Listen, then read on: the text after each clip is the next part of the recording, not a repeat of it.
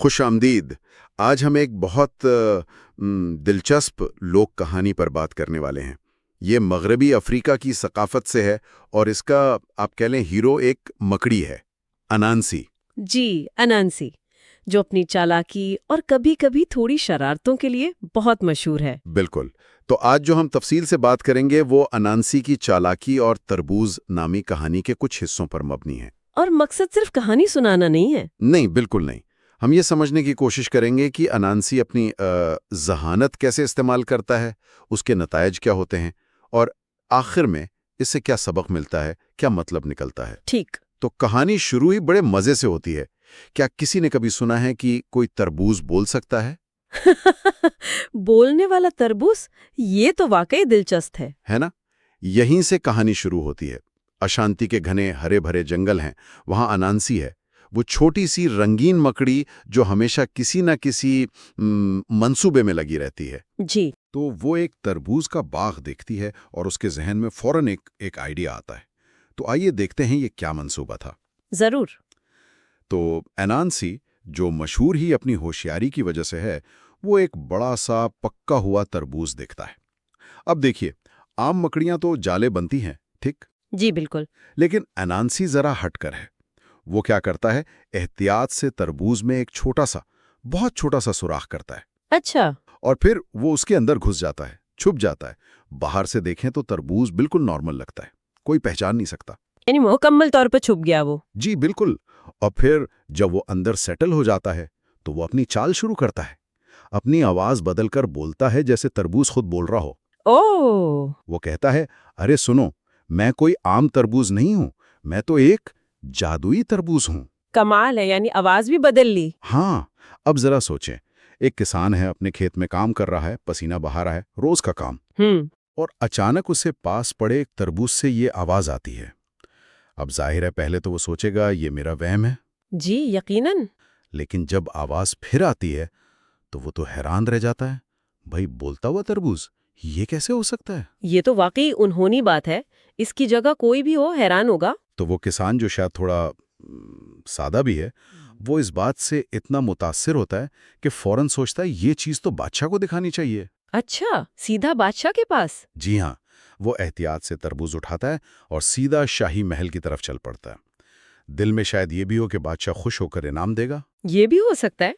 तो जब वो महल पहुंचता है, सारा किस्सा सुनाता है, तरबूज बादशाह के सामने रखता है, तो दरबार में जितने लोग हैं सब हैरान। जाहिर है। और बादशाह खुद भी, जो शायद ज्यादा समझदार है, वो भी ये बोलता हुआ तरबूज देखकर बिल्कुल दंग रह जाता है।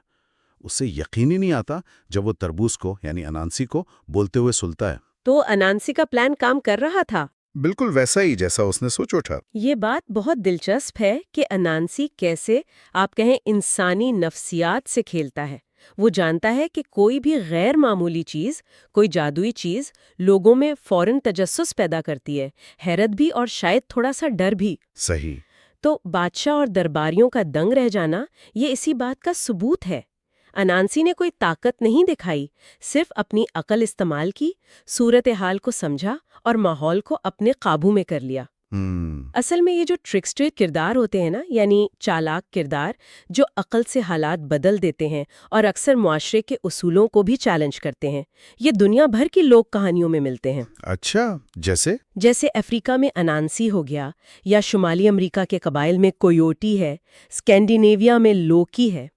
उनका काम सिर्फ शरारत नहीं होता। तो फिर क्या होता है? अक्सर ये कहानियां मुआशरे की कमजोरियां या ताकत का गलत इस्तेमाल या इंसान की अपनी फितरत के तजादात को सामने लाती हैं। तो अनांसी का ये काम भी इसी रिवायत का हिस्सा है। समझ गया। तो अब जब अनांसी ने देख लिया कि बादशाह, पूरा दरबार, सब उसकी जादुई ताकत से मुतासिर हो चुके हैं, वो अपने प्लान के अगले हिस्से पर आता है। यानी अब वो अपना मुतालबा रखेगा। बिल्कुल। वो तरबूज के अंदर से ही बड़ी शान से कहता है, ए अजीम बादशाह, मुझ में बहुत से राज हैं। अगर आप जानना चाहते हैं तो कीमत अदा करनी होगी। कीमत? क्या कीमत मांगता है? वो कहता है, मुझे अपने शाही बावर्ची खाने के सबसे लजीज खाने खिलाएं। जब मेरा पेट भर जाएगा तब मैं आपको वो राज बताऊंगा जो आपकी सल्तनत के लिए बहुत कीमती हो सकता है। वाह, क्या चालाकी है। वो सिर्फ खाना नहीं मांग रहा, बल्कि इसे एक राज के बदले मांग रहा है। जी हाँ, تاکہ اس کی اہمیت بڑھ جائے۔ بالکل، وہ بادشاہ کے تجسس کا فائدہ اٹھا رہا ہے۔ اب بادشاہ، جو شاید واقعی کسی بڑے راز کی امید کر رہا ہے یا صرف اس جادوئی تربوز کی اور باتیں دیکھنا چاہتا ہے، وہ فوراً حکم دیتا ہے۔ اور حکم فوراً پورا ہوتا ہے۔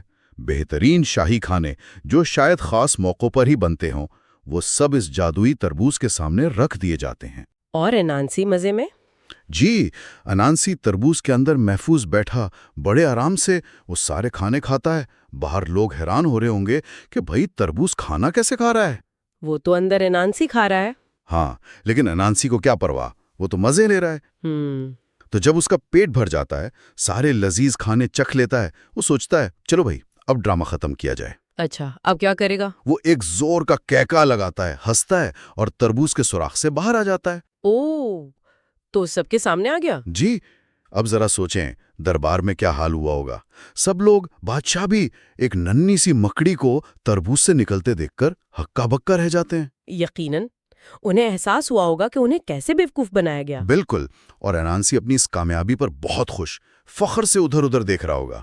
یہ کہانی کا بڑا اہم موڑ ہے۔ انانسی نے اپنا مقصد تو پا لیا، مفت میں شاہی کھانا مل گیا، لیکن اب سوال یہ ہے کہ اس چالاکی کا نتیجہ کیا نکلے گا؟ کیا بادشاہ غصے میں آئے گا، سزا دے گا؟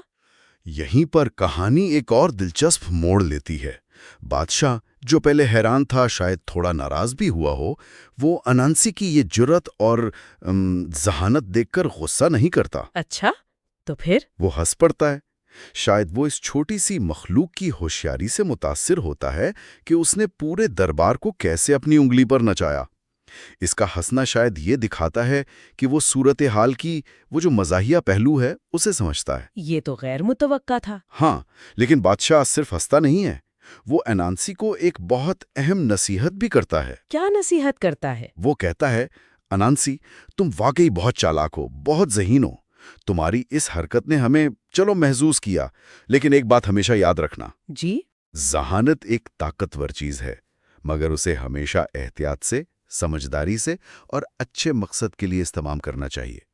ہر بار ایسی چالاکی کام نہیں آتی اور کبھی کبھی نقصان بھی پہنچا سکتی ہے۔ واہ، یہ بہت گہری بات ہے۔ بادشاہ کا یہ رد عمل اور یہ نصیحت، یہ کہانی کو صرف ایک آپ کہیں تفریحی قصے سے آگے لے جاتی ہے، یہ اسے ایک اخلاقی سبق دیتی ہے۔ بالکل۔ بادشاہ کا ہنسنا شاید یہ دکھاتا ہے کہ معاشرہ ذہانت کی قدر کرتا ہے، لیکن اس کی نصیحت یہ بتاتی ہے کہ ذہانت کا استعمال ذمہ داری سے ہونا چاہیے۔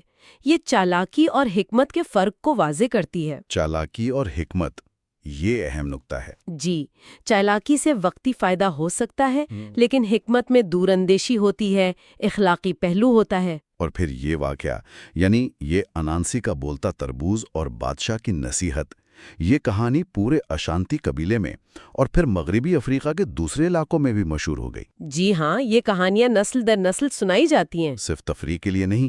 نہیں، صرف تفریح نہیں ہے۔ انانسی یعنی انانسی کی کہانیوں کا اشانتی ثقافت میں ایک خاص مقام ہے۔ یہ کہانیاں معاشرتی قدریں، اخلاقیات، زندگی کے سبق سکھانے کا ایک بہت مؤثر طریقہ ہے۔ اچھا۔ یہ کہانیاں بتاتی ہیں کہ دیکھو، ہوشیاری سے انعام مل سکتا ہے، جیسے انانسی کو کھانا ملا، لیکن اگر اسے غلط استعمال کرو دوسروں کو نقصان پہنچانے کے لیے تو اس کے برے نتائج بھی ہو سکتے ہیں۔ یہ بتاتی ہیں کہ ذہانت کو کب اور کیسے استعمال کرنا چاہیے۔ تو بنیادی سبق کیا ہے؟ یہی کہ ہوشیاری ایک دو دھاری تلوار ہے۔ بالکل، آپ کہہ سکتی ہیں کہ یہ ایک دو دھاری تلوار ہے۔ اس سے آپ اپنا مقصد پا سکتے ہیں، مشکل سے نکل سکتے ہیں، لیکن غلط استعمال آپ کو مشکل میں ڈال بھی سکتا ہے۔ بادشاہ کی نصیحت اسی توازن کی بات کرتی ہے، ذہین بنو مگر ساتھ میں دانش مند بھی۔ اگر ہم اسے تھوڑا اور گہرائی میں دیکھیں تو یہ کہانی ذہانت کی اپنی نوعیت پر بھی سوال اٹھاتی ہے۔ کیا ذہانت صرف مسئلہ حل کرنا یا اپنا مقصد پانا ہے؟ یا اس میں کچھ اور بھی شامل ہے؟ جی، کیا اس میں اخلاقی ذمہ داری، دوسروں پر کیا اثر پڑے گا، اس کا خیال رکھنا، یہ بھی شامل ہے؟ انانسی کی کہانی ہمیں اس دوسرے پہلو پر غور کرنے کی دعوت دیتی ہے۔ اور یہ صرف افریقی ثقافت کی بات نہیں، یہ سوال تو آج بھی ہر معاشرے کے لیے اہم ہے۔ یہ بات بھی ہے کہ بچے خاص طور پر ان کہانیوں کو بہت شوق سے سنتے ہیں اور سیکھتے بھی ہیں۔ وہ انانسی کی چالاکی سے، اس کی حاضر دماغی سے متاثر ہوتے ہیں، شاید خود بھی ویسا بننا چاہتے ہوں۔ جی، بچوں کو ایسے کردار اچھے لگتے ہیں۔ لیکن کہانی کا جو اختتام ہے، خاص طور پر بادشاہ کی نصیحت، وہ انہیں یہ بھی سکھاتا ہے کہ صرف چالاک ہونا کافی نہیں ہے، اپنی ذہانت کو صحیح جگہ استعمال کرنا ضروری ہے۔ انہیں سمجھ آتا ہے کہ انانسی جیسا ذہین ہونا اچھا ہے، لیکن بادشاہ کی طرح حکمت سے کام لینا شاید اس سے بھی بہتر ہے۔ ہاں، بچے ان کہانیوں سے بہت باریک بینی سے سبق سیکھتے ہیں۔ وہ سمجھتے ہیں کہ انانسی کا کردار دلچسپ ضرور ہے، لیکن ہمیشہ قابل تقلید نہیں۔ وہ چالاکی کی کشش کو بھی محسوس کرتے ہیں اور اس کے ممکنہ خطرات کو بھی۔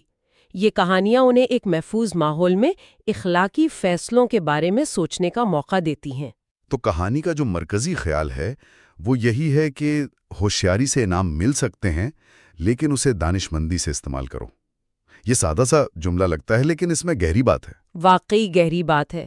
چالاکی اکثر وقتی ہوتی ہے، صورتحال کے حساب سے ہوتی ہے، اور بعض اوقات جیسے انانسی کے معاملے میں خود غرضی پر مبنی ہو سکتی ہے، صرف اپنا فائدہ دیکھا۔ صحیح۔ دوسری طرف حکمت میں ایک وسیع نظریہ ہوتا ہے، لمبے عرصے کے نتائج کا خیال ہوتا ہے، اور اکثر دوسروں کی بھلائی بھی شامل ہوتی ہے۔ بادشاہ کی نصیحت اسی حکمت کی اہمیت بتاتی ہے، جو شاید چالاکی سے زیادہ قیمتی ہے۔ تو اس ساری بات چیت کا خلاصہ کیا نکلا؟ انانسی اور بولتے تربوز کی یہ کہانی، جو مغربی افریقہ سے ہے، بظاہر تو ایک سادہ مزاحیہ قصہ ہے، جی، لیکن اس کی تہوں میں ذہانت، چالاکی، حکمت، ذمہ داری، ان سب کے بارے میں اہم سبق ہیں۔ یہ ہمیں سکھاتی ہے کہ عقل ایک بہت بڑی نعمت ہے، ایک طاقت ہے، لیکن اس طاقت کا استعمال سوچ سمجھ کر، اخلاقی دائرے میں رہ کر اور دور اندیشی سے کرنا چاہیے۔ بالکل۔ یہ کہانی صرف چالاک ہونے کے بجائے دانشمند بننے پر زور دیتی ہے، کیونکہ چالاکی شاید ہمیں وقتی کامیابی دے دے، لیکن دانشمندی ہمیں مستقل عزت اور صحیح راستہ دکھاتی ہے۔ بالکل صحیح کہا۔ اور یہ کہانی ہمیں سوچنے کے لیے ایک اہم سوال دے جاتی ہے۔ کیا سوال؟ وہ یہ کہ ہماری اپنی زندگیوں میں، ہمارے روزمرہ کے فیصلوں میں چالاکی اور حکمت کے بیچ وہ باریک لکیر کہاں ہے؟ ہم کیسے یہ یقینی بنائیں کہ ہم اپنی ذہانت کا استعمال صرف اپنے وقتی فائدے کے لیے نہیں کر رہے ہیں، بلکہ وسیع تر بھلائی اور دانشمندی کو مد نظر رکھ رہے ہیں؟ یہ واقعی غور طلب بات ہے۔ جی، یہ وہ سوال ہے جو انانسی کی یہ صدیوں پرانی کہانی آج بھی ہمارے لیے اتنی ہی اہم اور متعلقہ بناتی ہے۔